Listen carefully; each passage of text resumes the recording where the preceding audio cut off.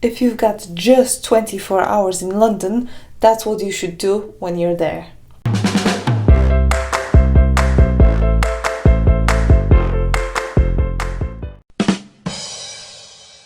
Welcome to my channel. My name is Justina and I'm so glad you're here.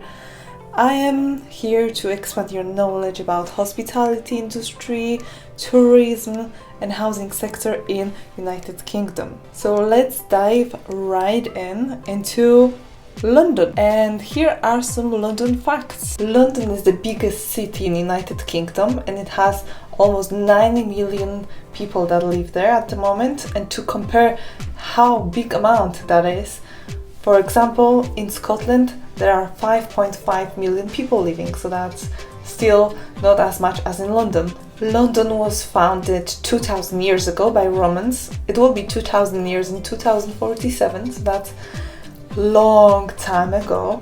Top 5 nationalities living in London are UK, so British people, people from India, people from Poland, Ireland and Nigeria. London's got 65 million visits annually, and that was before 2020, so I haven't found statistics from 2020 yet. However, I imagine it will be considerably less. Visitor spending are $20 billion as of 2015. And interesting information, London hosted the Olympics 3 times, and that was in 1908, 1948 and 2012. And another interesting information, Waterloo is the busiest underground station in London with 95 million passengers per year. Can you imagine? 95 million passengers going through that station per year. So even if you're counting like on monthly basis, that's still millions of people. Whoa. So now we know a little bit about London, and now I'm going to show you my tour suggestion for when you've got 24 hours, 1 day and a half in London and you are wondering what you should see or do when you're there. So let's start with the perfect place. It is the Shard. I actually mentioned this building couple videos back when I was talking about Shangri-La Hotel, but the Shard's got also a viewing floor, and that's on 72nd floor, and you can see it for I believe £20 right now with a flexible ticket. You can see panoramic views of London and areas up to 40 miles from there, which is crazy and quite exciting. If you are in a rush or you'd like to see many more places during that day, I would recommend you to buy a fast track ticket, and it will save you much more time than if you would just buy normal one. Some people wait 2 hours in a queue. Fast track, I believe it's up to 20 minutes, but depending on the day. So you've seen the Shard, and now second place that I suggest for you to go is Tower Bridge, which is 11 minutes by walk from there, so it's quite close. What is Tower Bridge? This world well-known bridge was first opened in 1886 and it crosses the River Thames. Actually, it looks older than it is, but I suppose that's just the style that it was built. As the name suggests, this bridge has 2 towers that were built to withstand the weight of suspended bridge. After recalculating the value of money, the bridge would cost £153 million. Third place on the list to go is Tower of London, and it's only 5 minutes away from Tower Bridge, so that's relatively close as well. And what is Tower of London? Don't confuse Tower of London with Tower Bridge, which I might or might not have done in the past. It was built in 1078, so that's almost 1000 years ago, and it served for a bit as prison. Not only that wasn't its only purpose. It was used as a prison from 1100 to 1952, but not only. It's been recognized by UNESCO as a World Heritage Site. There are crown jewels located in Tower of London, and their value apparently exceeds £20 billion. 20 billion pounds. Yeah.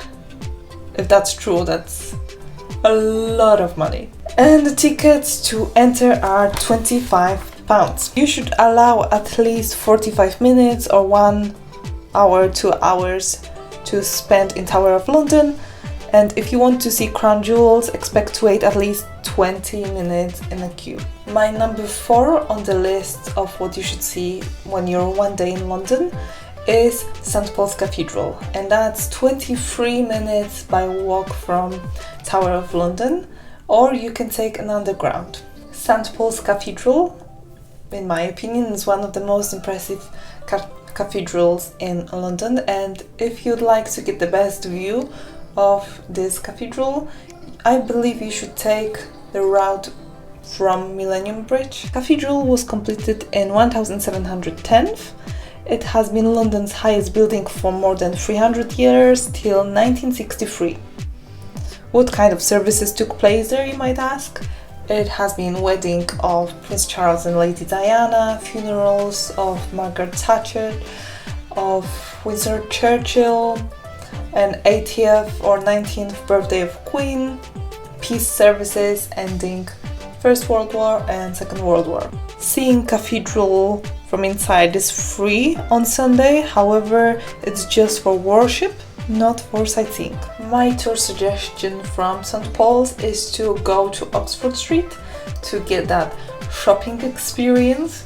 And what is Oxford Street? It's most loved by shoppers and fashionistas. It is major street in London. It has more than 300 shops. During Christmas time, it is unbelievably beautifully decorated with lights and installations, as the one you can see right now, and it is almost 2 kilometers long. From Oxford Street, you can go by walk or by underground to Piccadilly Circus, and by walk it is 11 minutes and underground is just 3 minutes. Piccadilly Circus is a big road junction. It is a big square with huge advertising screens, and if you ask me, it's kind of a British version of Times Square. That's how you might feel when you're there. And the prices, if you'd like to advertise your business there, are huge. I believe it is £4 million per year. £4 million. From Piccadilly Circus you can go 7 minutes by walk to Trafalgar Square, and it takes 7 minutes by walk or 3 minutes by underground to get there. You have to visit it when you're next time in London. It is a big square with fountains and statues, and it's surrounded by many museums. And for example, one of those museums is National Gallery, which, by the way, entrance for it is for free if you'd like to see. This public place has seen many gatherings. If it's social or political gatherings during the years, it has been starting from Bloody Sunday, finishing on New Year's celebrations. I'm not sure if it was from 2020 to 2021, but usually there are New Year's Eve celebrations there. And interesting fact, you can't feed the pigeons when you're there. It's literally illegal.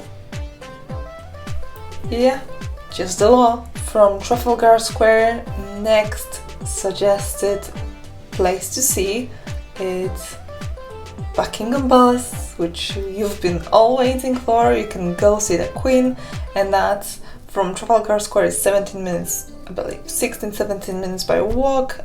You all know what Buckingham Palace is, the house of the Queen, which you can see out of the season from July to September when the Queen is out in her residence. It is a home to royals, home of Queen Elizabeth. It is home to the royals. It's home of the Queen Elizabeth II, and it's a landmark of London. It is a must-see spot for travel bloggers. On a normal day, there were usually crowds, but I suppose now No. You can see inside of this massive palace from £25 per person. And I'm saying massive, but that feels like an understatement. It is not your usual house. It's not called the palace without a reason. It's got 775 rooms and 78 bathrooms. 78 bathrooms! Wow! So that's a lot. From Buckingham Palace you can take a short walk to Big Ben. It's 17 minutes or 16 minutes by underground. Think of London, you surely picture this building in your mind. Big Ben is the massive clock tower right by the River Thames and Westminster. It was built in 1859.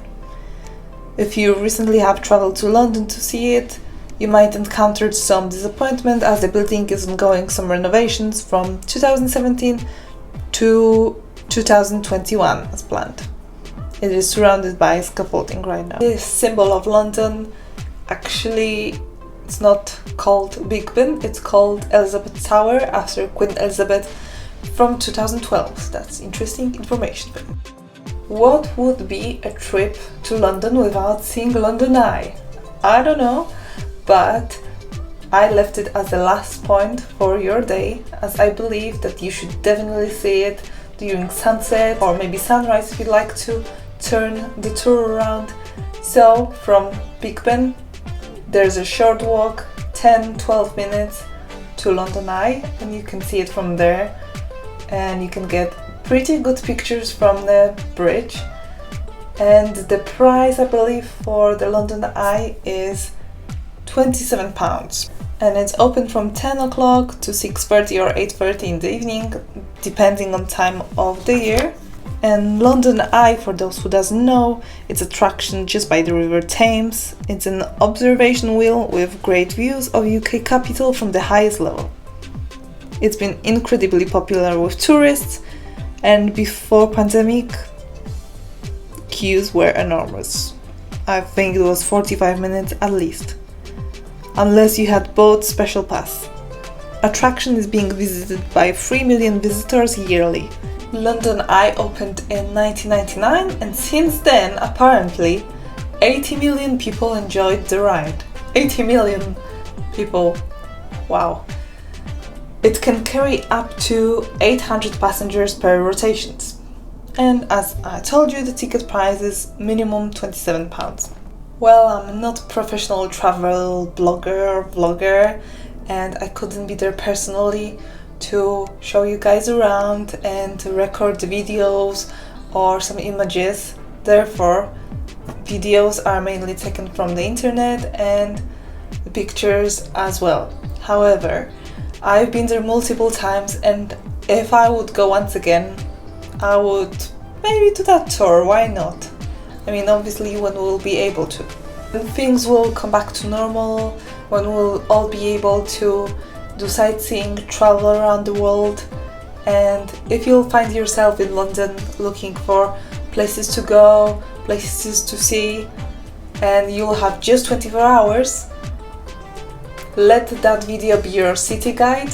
And if you've got any questions, please ask them down below, and don't forget to subscribe. Thank you very much for watching this short video, and I'll see you next time. Kisses!